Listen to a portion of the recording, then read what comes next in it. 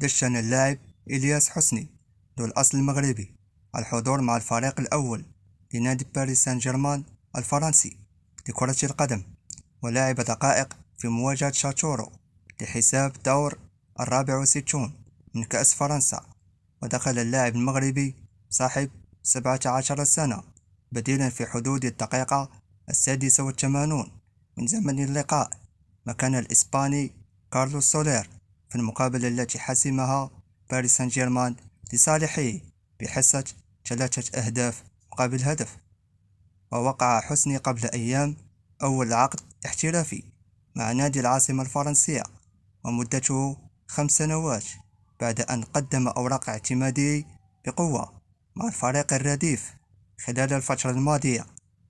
ويراهن المدرب كريستوف غالشي على إلياس حسني ليكون من أبرز المواهب التي يمكن للنادي الاعتماد عليه بشكل أساسي مستقبلا، بالنظر للقيمة الفنية التي يتمتع بها اللاعب الشاب.